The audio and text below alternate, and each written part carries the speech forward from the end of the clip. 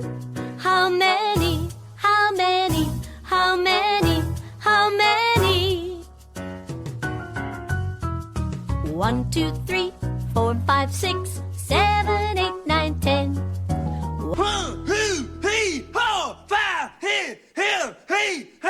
All right, what did I get up to?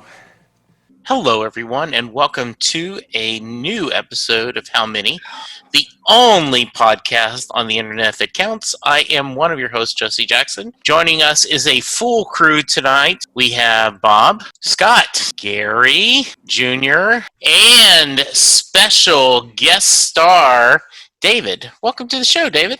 Thanks, gang. I appreciate you having me. Hey, man. As we record this, it's November 9th. The Cowboys have played another game, though we were just talking before we hit record. Yesterday's game was a better game, though still the same results. I think it's important to kind of retrace our steps a little bit. So when we last did a Cowboys episode, the Cleveland game had just ended. Dak was still healthy. We had just lost to the Browns. We've had 5 games that have passed. The game immediately after was when Dak got hurt. Oh, yeah, one of those you don't want to see twice. Look at the love for him. I think you can tell by his face, he knows that it's not something small. Had the horrific leg injury against the Giants, which was a win, which may be the last one we have all season. But like we've discussed, Arizona, Washington, Philadelphia, those were all horrendous efforts that looked like the team had quit up until this past week when they finally showed a little bit of life. Mr. Grant, what's your thoughts? We got LVE back. We got Sean Lee back, which able to get Jalen Smith off the field sometimes, which is always a good thing. The defense looked really good yesterday. They held a really good Steelers running game to 2.8 yards a carry. The pass defense was okay, especially given the fact that at times even Trayvon Diggs wasn't out there because he got dinged up in the game. Garrett Gilbert is the 4th Cowboy that has played quarterback for this team, and still the best quarterback in the NFC East. I was impressed. This is what you want from your team. You want them to go out there and, take the 7-0 Steelers to the brink and have a pass in the end zone that would have won it as time expired. Garrett Gilbert. Will it be the play of his life? Steps up, throws to the end zone, and it's knocked down, and the Steelers once again in the game. That's the kind of fight that you want, and with all of that, we still end up sitting right now picking 3rd in the draft. I think the last time we talked about it, we said just show us something. Show us some effort. Right. And I do think that over the past couple of games, I felt like the effort has increased a little bit.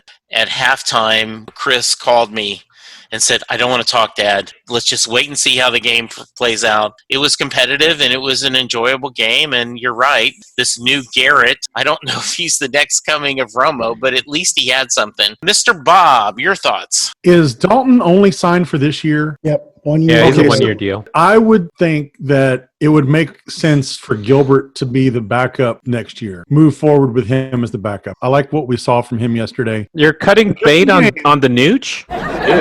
Dude, the Nooch is a fail. No, the Nooch is... Don't be an idiot. The Nooch this is... Romo he was so for 3 years, yes. dude. No, I'll tell you what I did like yesterday was Randy Gregory. More Randy Gregory. More Randy Gregory. They give it to Snell. The Cowboys crash in on him for no gain.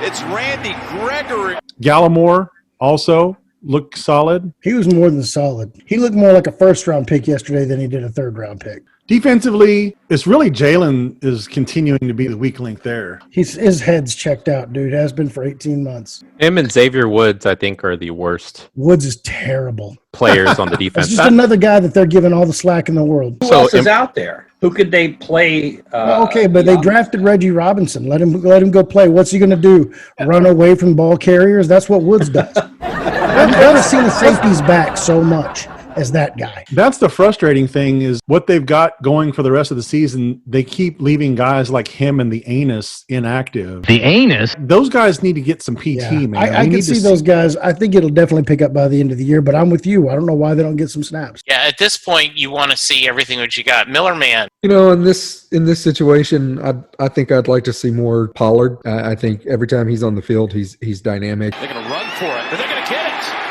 Pollard to about the 43, and nice block. I don't know. I'm just liking what I see out of him more and more. You're right. He has burst. Yeah, he does. Zeke has no more burst. Is it the COVID Zeke, or is it just he just sucks? He doesn't suck. I mean, There's no way he got some sucks. Jalen. Yeah, he's not. He doesn't suck, and this is a guy that's led the league in rushing. But the burst is gone, and the truth is, the metrics tell you that this happens to running backs at 26.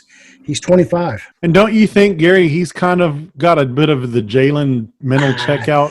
I don't know. I saw him chase a dude all the way until the guy crossed the goal line the other day. I think he's battling. I just think that at the end of the day, and this is especially true for the bigger running backs. I mean, you grew up an Oilers fan with Earl Campbell. You know, these guys that are 230, 240, they run more violently. So they're taking a lot more abuse. They're carrying more body around and they take more punishment. At 25, 26 years old, it starts catching up with them. I do think this could be partly to that we are not sure what COVID does on your breathing and your endurance after the fact. And so I think that is a factor that we have to think about too. I would agree with you if the guy had any 20-yard carries last year. Okay, fair enough. Scott, how about you? You know, I look at it and I wonder what a difference an offensive line makes. Even just Zach Martin.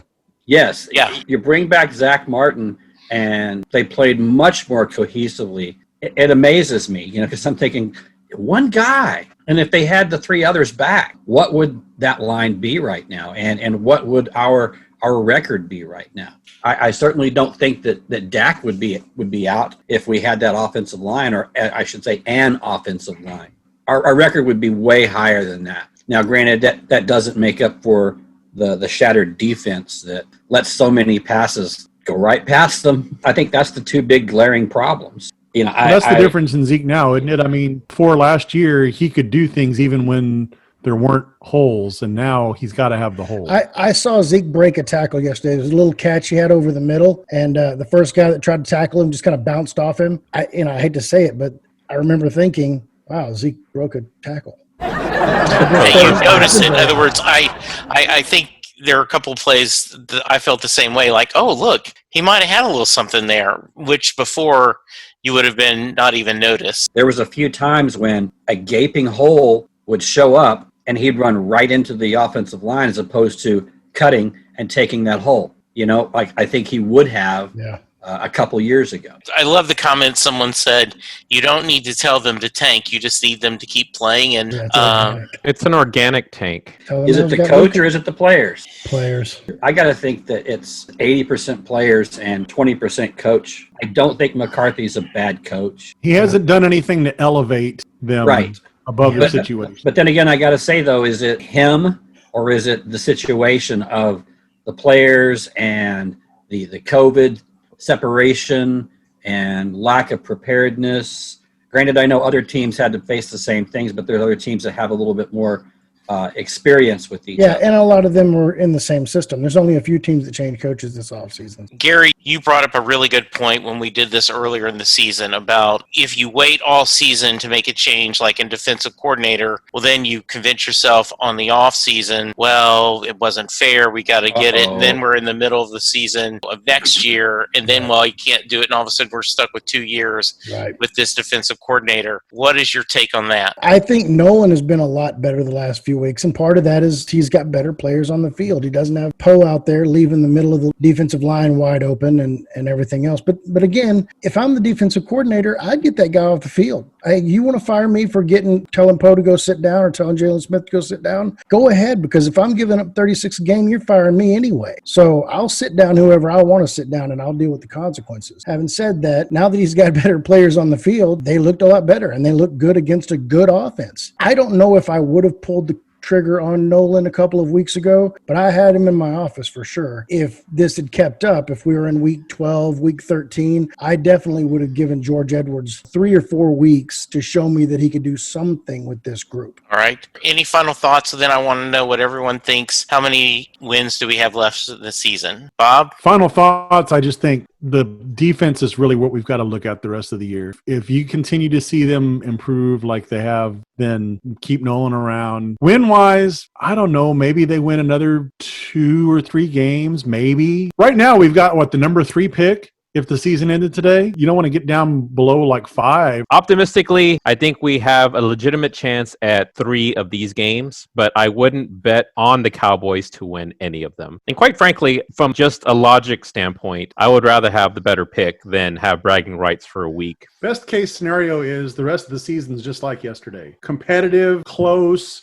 losses where they're playing hard, there's effort, they're improving. From a personal standpoint, I would rather they just get blown out so I can use the rest of the second half time to do something productive than be left on the hook throughout the whole game just to get my heart crushed with optimism. Let's take a quick consensus here and just go line by line about what's left and whether you think they're going to win or not. The Vikings. No. Dalvin You Cook say, is okay, get like laugh 300 again, yards. laugh again, and tell me why the Vikings are better. That's not a good football team. Well, Dalvin they're Cook not is going to run over that Dalvin defensive Cook- line. Hey, tell me that, but last week you would have told me that the Steelers were going to run over us, and they didn't. This defense is James better. Conner ain't Dalvin Cook, though. James Conner's not Dalvin Cook, but that Steelers offense is more versatile than that Minnesota offense. I'm just saying, 200 yards rushing, I don't think he's going to get to that. 150 yards doesn't always equal 40 points. Well, next up after the Vikings would be Washington. Winnable. Yeah. The Cowboys should not win any of these games, but I can tell you which ones I would argue that they have a decent shot at. They have a chance. shot at Minnesota. Yes. All they have to do is stop Dalvin Cook, and I know that's a tall order, but it's really all they have to do. Washington, that's a bad football team, but they've got the best D-line maybe in the game, and that's our weak point. The good thing about Washington is Kyle Allen just got hurt. He had an injury similar to Dak. So they have Alex Smith in there. And boy, anytime he takes a snap, you're just waiting for another horrific ending to his possible career ender. Blank them on defense and still lose 14-0 on 2 defensive touchdowns because their D-line is ferocious. Very true. But I think the last time we lost to the Redskins, Kyle Allen had a lot to do with that. I think he made some plays that I don't know that Alex Smith will make. What's up next, Milliman? The Ravens. That's a loss. It's an ass kicking. Okay. Followed by the number 1 pick, the Bengals. That's Winnable, but that's another team that's going to give us trouble because passing games are multiple. Yeah. And we may be getting better against the run, but 3 wide receivers and a tight end and a running back, who knows? And a mobile quarterback that can move that pocket. The reality is, if they're not an NFC East team, I'm going to pick loss on every one of them. After the Bengals, you have the 49ers, and I will say that I think that's a winnable game. Yeah. Yeah, it depends on who's back. Miller, man, you got a point that there will be a game that the team has no business winning and they will win because that's just the But with NFL. the Niners, you think about it, literally their best player is probably Bosa, and he's out. Yeah. The second best player is probably Kittle, and he's probably out. Yeah. The next best players are probably Mostert, and he's out. If it's the Niners in name alone, you've got a shot at them. I mean, you had a shot at the Steelers yesterday. After that, you're going to lead into the Eagles.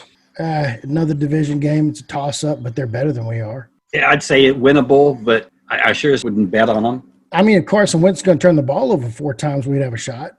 They have that great defensive line, though, just like the Washington. They're going to they're not as good as same Washington. problems. Yeah. And then you'll end on the road with the Giants. A winnable, but who knows? The Giants and the Cowboys are actually it's getting to be where they feel like they're similar. They were horrific, and now they're just bad. That could be a tank bowl game, that last game of the season. They both may end up trying to lose that game to get better draft position because they could have very similar records by that point. I don't know if that's in the Giants' mindset. It might be in Dallas's by then, but the Giants already had some tankathon, and I don't think they want any more of that. I think they want the wins if they can get them. Honestly, I've been trying to look at the draft. If we're in the top 5, we're in really, really, really good shape, and it's actually probably top 6. There's going to be 3 quarterbacks taken in the first 6. And then after those 3, you're probably looking at Rousseau, the defensive end from Miami, Surtain, the corner from Alabama, and then there's another corner that's not playing this year, Virginia Tech, Caleb Farley. Those guys, if we're in the top 6, we're definitely getting one of those 3, and I could not be happier. All right. It's always fun talking Cowboys with you guys. Gary, if someone wants to reach you, how can they? At @travel_cowboy on Twitter. Hey, Bob, don't you have a couple podcasts you want to promote? If a couple equals 10, then yes. I have one that I ride shotgun with David Miller. It's called Plausible Deniability, and it's going to be co-hosted by none other than your favorite Millerman himself, David Miller. His dad was a DJ, so he's a natural on the mic. Yeah, I was surprised that Plausible Millerman found time in his busy schedule recording presumed deniability. Plausible deniability, sir. And it's very, very lucrative. That internet money is rolling in. No, but Bob, how can they reach you? At Lukewarm Tallboy. And at Bend and Scoop. Hopefully, you'll listen and enjoy all of the fun that we'll be having on the Bend and Scoop podcast. And at ATJ. And what we're doing here is we're having you be the host and me be the guest. We're flipping the entire podcast idea on its head. Stay tuned for more. We'll look for you soon. At Ben Scoop, at Assume TJ Pod, at Pause At Deny. Campfire Songs. Yeah. How do you keep track of all Those songs At ATM. smells. And Scott, you are embracing the gram, as they say, right? I'm embracing the gram, but I have dipped my toes back into the Twitter. Is it because you have more free time now that you've been banned from Facebook for like a month? It may be. It may be. Yeah. Scott _Matula at the Twitter and GS Matula on the gram. So. David? At Blind Nello on Twitter. Funny story. Yeah. Yeah, what is the story behind that, Millerman? Did you explain that the last time? By the way, we failed to acknowledge that this is the second time that Millerman has joined our beloved How Many podcast. The last time he was with us, he did Will Ferrell movies, Elton John, and 24-hour movies. And you've done too many, the episode where we just talked about how many episodes. So is it Sometimes David now? So it is now Sometimes David, and the episode that Millerman was on, the Will Ferrell episode, is our most popular and most downloaded episode. So we're expecting similar numbers. All right. I can be found at Jesse Jackson DFW, and you can always hear me talking Doctor Who on Next Stop Everywhere and Bruce Springsteen and music on Set Listing Bruce. Junior, how about you? And how can they reach the show? You can reach me directly, Mexican_Junior. You can reach the show Twitter at How Many Podcasts. You can email us, although the only emails we get are from YouTube telling us to take all of our episodes down. howmanypodcasts@gmail.com. We have a Facebook page. Actually, the YouTube channel is up to 70 subscribers. Once we get to that magical 100 number, we'll be able to customize our URLs. The only sad part is I was kind of hoping that our subscribers would stay at 69, because that would be very nice. Nice. Nice. All right. There you go. Thank you guys for listening, and we'll be back in your feed shortly with more entertaining episodes. Or not. Bye.